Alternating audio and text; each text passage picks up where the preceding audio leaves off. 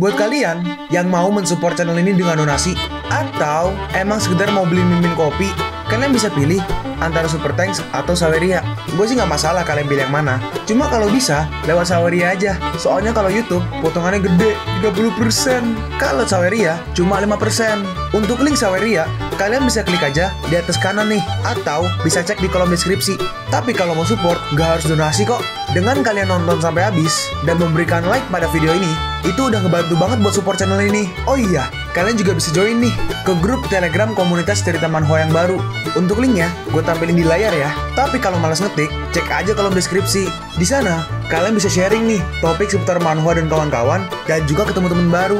Kalau mau info terbaru dari Mimin, misalnya upload kapan atau misalnya ada telat upload, Mimin pasti akan langsung infokan di Telegram.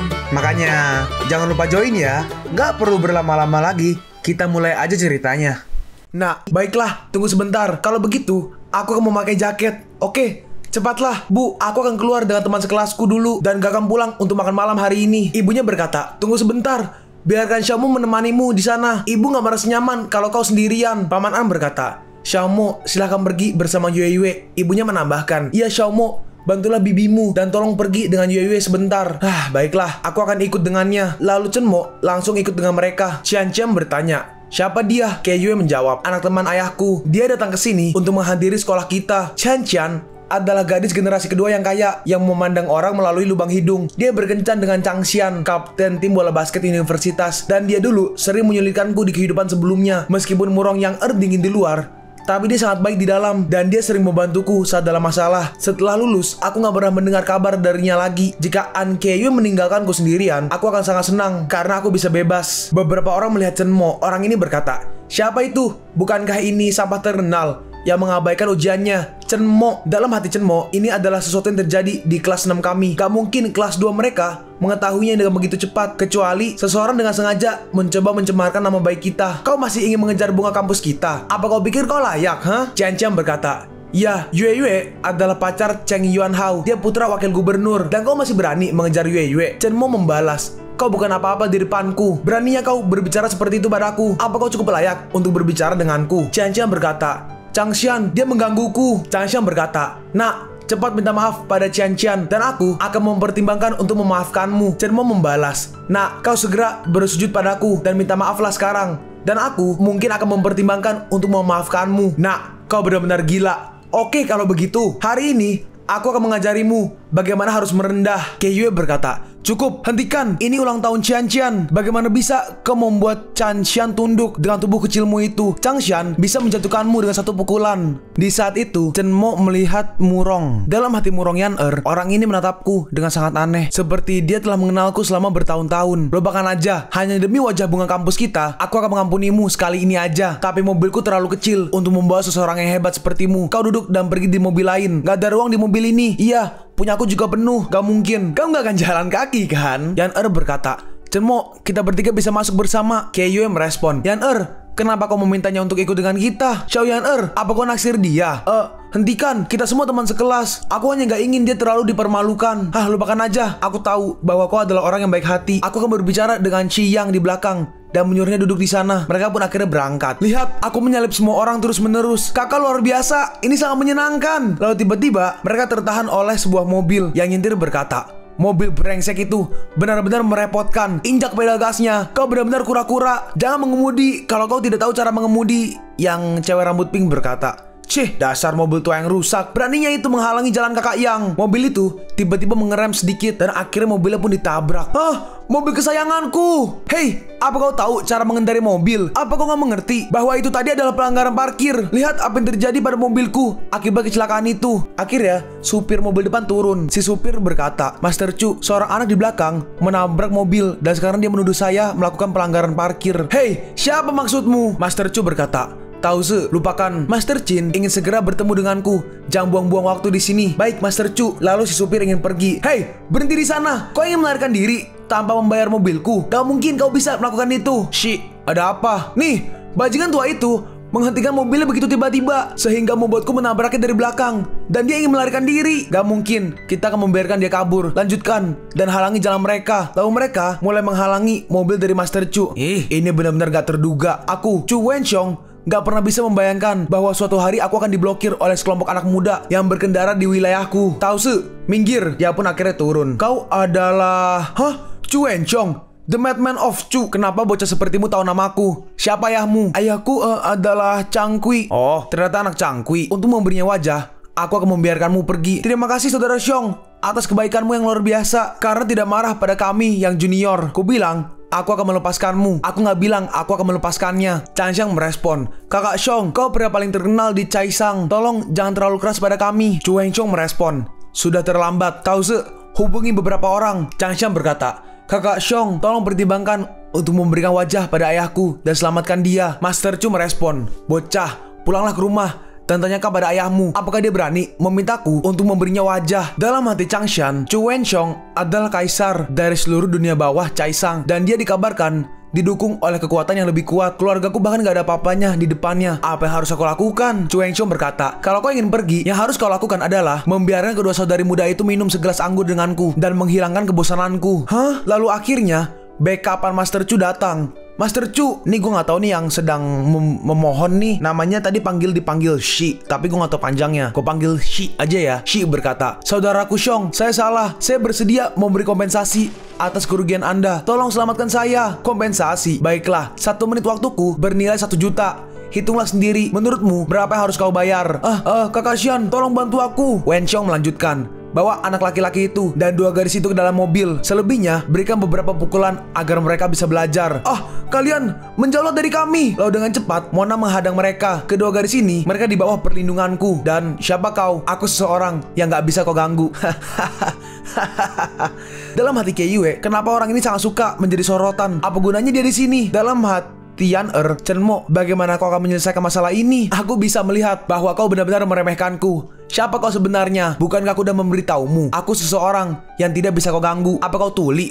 Mendengar itu, mereka kaget. Dalam hati mereka, apakah orang ini gak ingin hidup lagi? Beraninya dia mengatakan hal seperti itu kepada Chu Wenchong. Kali ini, aku takut Chu Wenchong akan langsung membunuhnya. Cepat, jatuhkan dia. Lalu orang-orang Wenchong semua maju menyerang Chenmo, tapi Chenmo dengan mudah membantainya. Pantas saja kau begitu sombong. Kalian semua serang bersamaan. Kau, pergilah ke neraka. Chenmo dikelilingi oleh mereka, tapi dengan mudah dia membantai semuanya. Aduh, tulang rusukku, tanganku, aduh, leherku. Dalam hati Wenchong, semua orangku ini gak mudah untuk ditangani. Tapi mereka bahkan gak bertahan sebentar saja. Dan dia seperti gak terlihat lelah atau terengah-engah, seolah-olah dia gak melakukan apa-apa. Dalam hati Changshan, Chenmo sebenarnya sangat kuat. Dia mampu mengalahkan selusin orang sendirian. Tao Chu berkata, Tuan Chu, aku akan pergi menghadapinya. Wenchong membalas, jangan memukulinya sampai mati. Nah, aku akan membuatmu senang setelah bertemu denganku. Apakah udah selesai mengucapkan kata-kata terakhirmu? Bocah, kau cari mati. Lalu Tao Zhe langsung mengeluarkan kekuatannya dan memunculkan aura. Dalam hati Wenchong, kekuatan Tao Zhe meningkat secara signifikan sekali lagi. Hiya! Dia menyerang, tapi Chenmo dengan mudah menahannya dan Chenmo menyerang balik. Dan dengan satu serangan, dia langsung tumbang. Tao Zhe adalah prajurit pasukan khusus. Aku bakal menghabiskan banyak uang untuknya menjadi bodyguardku. Dan sekarang, dia dikirim terbang. Apa yang terjadi di sini? Melihat itu, semuanya kaget. Hah? Bagaimana bisa dia begitu kuat? Iya, bagaimana bisa dia menjadi petarung yang hebat? Dalam hati Changshan, beberapa saat yang lalu, aku ingin memberi Chenmo pelajaran. Aku benar-benar akan mati jika melakukannya. Dalam hati Kei Yue, jadi ini kekuatanmu yang sebenarnya. Dengan kekuatan seperti itu, makanya kau sombong. Tapi di era modern seperti ini, semuanya tentang uang dan aset. Dibandingkan dengan Cheng Yuanhao, kau masih jauh di belakang. Dalam hati Yan ini adalah tipe pria yang ingin kunikahi. Tao Zhe, kau baik-baik aja. Tuan Chu, lenganku patah. Dia mungkin adalah salah satu kultivator legendaris. Master sini bela diri. Wenchong berkata, Nak, kau sangat hebat. Kenapa kau tidak datang dan menjadi pengawalku? Kau akan dibayar 100.000 yuan per bulan. Lupakan apa yang terjadi di sini hari ini. Gimana? Dalam hati murid ini, 100.000 yuan dalam sebulan nggak begitu penting. Tapi gelar orang Chu Wenchong benar-benar lebih berharga dari apapun. Chenmo membalas, memintaku menjadi pengawalmu. Apa kau mencoba menghinaku? Nah, kau bahkan nggak memberiku wajah. Apa kau bisa lari lebih cepat daripada pistol? Dia benar-benar membawa pistol. Sudah berakhir. Inilah akhirnya. Chenmo berkata, aku akan memberimu satu kesempatan. Letakkan senjatamu, bersujud padaku, dan memohon ampun sekarang. Lalu aku akan membiarkanmu tetap hidup. Hahaha. Bocah, aku masih penasaran. Dari mana tepatnya kau mendapatkan kepercayaan diri itu? Chenmo, apa kau tidak bisa menyerah? Menyelamatkan hidupmu jauh lebih penting dari apapun. Dalam hati Chenmo, meskipun aku belum bisa menghentikan peluru, tapi aku punya banyak cara untuk membunuhnya secara diam-diam sebelum dia bisa menembak. Lalu tiba-tiba HP-nya Chen Mo berbunyi. Ada yang menelpon Chen Mo. Chen Mo berkata, "Tunggu, aku harus menjawab panggilan ini dulu." Wen Chong merespon, "Tentu. Lanjutkan dan katakan kata-kata terakhirmu." "Master Chen, semua ramuan yang Anda minta terakhir kali telah disiapkan. Kapan Anda bisa datang untuk membantu mengobati penyakit kakek? Aku bebas sekarang, tapi aku nggak akan bisa pergi untuk sementara waktu." "Hah, Master Chen, apakah Anda dalam suatu masalah? Mungkin aku bisa membantu Anda menyelesaikannya." Chen Mo membalas, "Itu adalah pria bernama Chu Wenxiong yang menodongkan pistol ke arahku. Aku harus menghabisnya dulu sebelum bisa datang ke tempatmu." "Oh, ini untukmu. Biarkan aku mendengarnya. Siapa yang kau hubungi?" Lalu tiba-tiba, "Chu Wenxiong, apa kau ingin pergi ke surga, hah? Kau bahkan berani menyinggung tamu kakek yang paling terhormat. Nona muda kedua? Apa yang Anda katakan? Bagaimana bisa saya berani menyinggung tamu terhormat, Master? Siswa SMA di depanmu adalah Master Chen, tamu kakek yang paling terhormat. Bahkan aku nggak berani berbicara keras di depannya." "Hah? Tamu Master Chen yang paling terhormat? Master Chen, apa aku bisa mendapatkan ponselku kembali sekarang?" Iya. Ternyata Master Chen, maafkan saya karena nggak mengenali keberadaan yang hebat seperti Anda." Peiyun berkata, "Master Chen, saya sudah memarahi Chu Wenxiong atas tindakannya. Tolong biarkan dia tetap hidup. Tolong kirimkan saya lokasi Anda sekarang, dan saya akan mengirim seseorang untuk menjemput Anda segera." "Baik." Chen Mo berkata, "Baiklah, mari kita lupakan semua masalah ini. Kau nggak harus bersikap seperti itu. Sepertinya agak canggung." Wenxiong merespon, Iya, terima kasih banyak Master Chen." Dalam hati bawahan Master Chen, Chu Wenxiong mengakui kesalahannya dan meminta maaf kepada seorang siswa SMA hanya karena satu panggilan telepon. Apakah ini masih Chu Wenxiong yang sama? Dalam hati mereka berdua, apa yang sebenarnya terjadi di sini? Siapa aku? Di mana aku? Kenapa aku kesulitan mengikuti adegan ini? Chen Mo berkata, "Aku punya beberapa hal yang harus diurus. Kalian pergi aja dulu." Tapi udah, ayo pergi. Dan akhirnya Chen Mo pun pergi ke kediaman Tuan Chin. Master Chen." Lalu Chen Mo dibawa melihat ke bahan-bahan obatnya. Chen Mo berkata, "Kualitas dari semua bahan obat ini cukup baik." Peiyun bertanya, "Master Chen, apa Anda membutuhkan barang lain seperti tungku pil?" Chen Mo merespon, "Siapa yang memberitahumu bahwa aku membutuhkan tungku pil untuk memurnikan pil?" Peiyun menjawab, "Bukankah itu cara kerjanya? Seperti dalam novel, semakin baik tungkunya, semakin baik juga efek dari pil yang dimurnikan, iya kan?" Hahaha. Bagiku, untuk membuat sebuah pil yang perlu kugunakan hanyalah kedua tanganku. Seorang immortal cultivator gak membutuhkan api atau tungku pil apapun untuk memurnikan pil. Area pengumpul roh, pergi. Lalu Chen Mo mulai membuat pilnya, dan akhirnya pilnya pun jadi. Pil Peiyuan selesai. Jika bukan karena pengalamanku dalam memurnikan pil dan fakta bahwa pil Peiyuan adalah salah satu pil paling dasar dengan kultivasiku saat ini yang hanya kondensasi Qi tingkat pertama, aku khawatir aku tidak akan berhasil untuk menyempurnakannya. Tuan Chen, apa yang terjadi? Ini, ambil ini. Telan aja." Lalu si kakek menelannya. "Kakek, apakah ini berhasil?" Lalu tiba-tiba muncul aura di sekeliling tubuh Tuan Chin. Peiyun bertanya, "Pilnya bekerja atau tidak?" Chen Mo menjawab, "Jangan ganggu dia, tunggu aja." Dalam hati Tuan Chin, bukan hanya tubuhku aja yang disembuhkan dari penyakit, tapi kultivasiku juga ikut meningkat secara signifikan. Tingkat kultivasiku telah meningkat ke puncak alam batin. "Master Chen, tolong, terimalah kerendahan hatiku. Aku memberimu pil dan kau membayarku. Ini kesepakatannya. Gak perlu mengucapkan terima kasih." Chen Mo melanjutkan, "Karena Chin Peiyun percaya pada jimatku sejak awal, aku telah membantumu memperbaiki kekurangan dalam teknik kultivasimu. Kau juga bisa terus berlatih seni bela diri di masa depan." Saat Tuan Chin melihatnya, ini Tuan hebat. Tuan sangat hebat. Saya sangat senang dengan ini. Kebaikan Master Chen. Aku nggak punya apa-apa untuk dibayar. Terimalah kerendahan hatiku ini dengan berlutut di hadapanmu. Kakek, Xiaoyun, berlutut dan berterima kasihlah pada Master Chen. Chin Peiyun dari keluarga Chin berlutut dengan rasa terima kasih kepada Master Chen. Dalam hati Tuan Chin, teknik yang disempurnakan ini bisa diteruskan ke keturunan keluarga Chin kita, dan itu akan menjadi warisan seumur hidup keluarga Chin kita. Dalam hati Chen Mo, dengan teknik kultivasi yang sempurna itu, dalam waktu kurang dari 3 tahun, Chin Chong Yun pasti bisa menjadi Grandmaster alam transcendent. Belum lagi berlutut. Bahkan jika keluarga Chin mengangkat pagoda keabadian bagiku, itu tetap nggak akan terlalu berlebihan. Chen Mo pergi dan berkata, "Baiklah, cukup transfer uangnya ke rekening bankku. Aku punya beberapa hal yang harus diurus, jadi aku akan pergi sekarang." Tuan Chin merespon, "Aku akan mengantarmu Master Chen." "Kakek, dia bisa memperbaiki kekurangan dalam teknik kultivasimu hanya dengan melihatmu sekali. Itu terlalu misterius kan?" Kakeknya merespon, "Xiaoyun, kau bukan seorang seni bela diri, jadi kau tidak akan mengerti seberapa kuat Grandmaster Chen itu. Jika ada seseorang yang mencoba membuat masalah dengan Master Chen, tendang aja mereka dari keluarga Chin kita. Apalagi ayahmu. Beritahu ayahmu itu untuk memantau anak buahnya. Kalau sesuatu seperti hari ini terjadi lagi, jangan salahkan aku karena tidak memberinya muka. Dan juga tambahkan 01 lagi di belakangnya dari jumlah yang akan ditransferkan kepada Master Chen." "Baik, kek, akan kulakukan sekarang." "Iya, jangan khawatir, aku baik-baik aja." Dalam hati Chen Mo, aku gak menyangka Murong Yan akan menanyakan nomor teleponku dan menelponku karena khawatir aku harus cepat-cepat meningkatkan kultivasiku. Paling lama dalam 5 hari aku bisa maju ke alam kondensasi Qi tingkat kedua. Lalu tiba-tiba ditelepon lagi. Hah? Siapa ini jam segini? Halo? Siapa ini? Yan Qingcheng. Yan Qingcheng tuh tunangan asli MC. Aku telah tiba di Chaisang. Datang dan jemput aku. Dalam hati Chen Mo, Yan Qingcheng. Bagaimana bisa Yan Qingcheng mendapatkan nomorku? Dia datang ke Chaisang, namun dia ingin aku menjemputnya. Apa sebenarnya yang sedang direncanakan keluarga Yan sekarang? Kita melihat wanita berambut ungu episode sebelumnya kayaknya ya. Dalam hati Sang Sang, di keluarga Yan ada seniman bela diri alam batin yang ada di sana untuk perlindungan. Meninggalkan keluarga Yan tidak akan aman. Aku sangat menyesal telah menemani Nona muda dalam kegilaannya. Lalu cuma menghampirinya. Nona Yan, dalam hati Yang Qingcheng, meskipun aku, Yang Qingcheng, bukan orang yang menilai orang dari penampilan mereka, tapi tunanganku ini masih terlalu biasa. Tapi ada aura tertentu tentang dia, yang sepertinya dia telah mengalami perubahan selama berabad-abad. Apakah dia benar-benar orang yang bodoh dan tidak kompeten? Yang Qingcheng berkata, bawa aku ke tempatmu. Baiklah. Mereka pun sampai. Cemo bertanya, apa kau ingin tinggal di sini? Apa kau tidak akan memesan hotel untuk menginap? Nona muda harus tinggal bersamamu.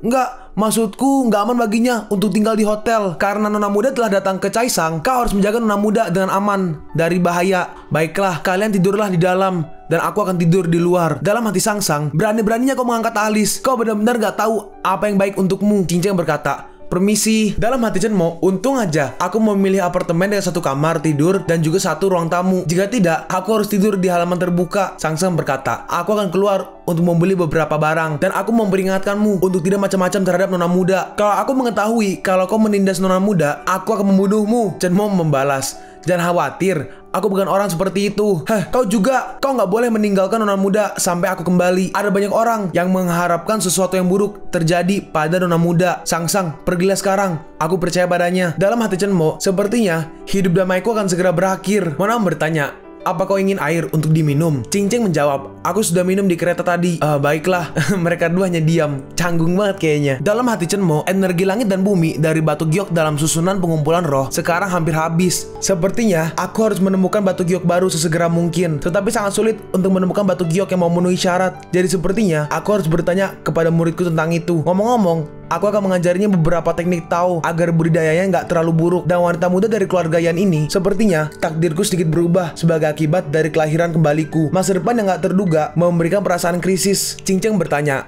apa kau tidak penasaran? Kenapa aku datang tiba-tiba? Kenapa? Sebenarnya aku juga nggak tahu. Hanya saja aku nggak ingin hidupku dimanipulasi oleh tangan orang lain. Tapi Chen Mo nggak merespon apa-apa. Qingcheng pun akhirnya pergi. Dalam hati Qingcheng, dia bahkan nggak tahu bagaimana cara bercakap-cakap. Di malam itu, Sang Sang melihat Chen Mo sedang berkultivasi. Lalu Chen Mo sadar sesuatu dan dia keluar. Chen Mo berkata, karena kalian semua ada di sini, kalian semua keluarlah dan tunjukkan dirimu. Akhirnya semuanya keluar. Kita melihat ada beberapa ninja. Nah, kau sangat tanggap. Sang Sang juga keluar. Sang Sang berkata, kau lindungi Nona muda. Aku akan menangani mereka semua. Siapa yang mengirim kalian ke sini? Yang paling kanan berkata, ayo cepat, mari kita singkirkan dia dan baru kita bisa tangani bocah itu. Yang bawah berkata, lalu kita bisa merasakan wanita paling cantik di kota Syatu. Bermimpilah sana. Gak buruk, kau memiliki tingkat kultivasi yang hebat di usia yang begitu muda. Masa depanmu gak terbatas. Tapi sayangnya, gak akan ada masa depan untukmu. Mereka langsung menyerang. Sang Sang mencoba menahannya, tapi dia terpukul mundur. 5 seniman bela diri di puncak Outer Realm. Siapa sebenarnya yang begitu kuat sehingga dia mengirim kalian semua ke sini? Saat kau mencapai dunia bawah, tanyakan pada Raja Dunia Bawah sendiri tentang itu. Chen Mo, bawa Nona muda itu bersamamu dan segeralah pergi. Lalu bawa dia kembali ke keluarga Yan. Aku akan menghentikan mereka semua. Ninja itu menyerang, tapi Chen Mo dengan cepat langsung maju dan langsung menahan serangannya. Gak cuma menahannya, dengan serangan dari Chen Mo, tangan ninja itu patah dan dia pun langsung kalah. Dia adalah Grandmaster Inner Realm. Informasi yang kita terima salah. Mundur. Tapi dia masih anak-anak. Bagaimana bisa dia menjadi Master Inner Realm? Udah, ayo pergi. Sekarang kalian udah di sini. Jangan pikir kalian bisa pergi sekarang. Lalu Chen Mo dengan cepat langsung menghajar 3 orang. Sisa 2 orang. Mereka ketakutan. Tapi dengan cepat Chen Mo langsung ke belakang mereka dan langsung menghajar mereka berdua bersamaan. Siapa kau? Kenapa kau ikut campur dalam urusan keluarga Yan? Aku melakukan apa yang ingin kulakukan. Aku gak perlu memberimu penjelasan. Bicaralah, siapa yang mengirim kalian semua ke sini? Kalian pun sampai di penghujung video ini. Kalian mau tahu lanjutan chapter ini? Atau manhwa menarik lainnya? Makanya, jangan lupa subscribe biar kalian gak ketinggalan kalau gue upload video baru. Jangan lupa like, komen, dan share ke teman-teman kalian supaya channel ini bisa lebih berkembang ke depannya. Segitu dulu dari video cerita manhwa. Gua Sabik undur diri. See you on the next video. Zaijian.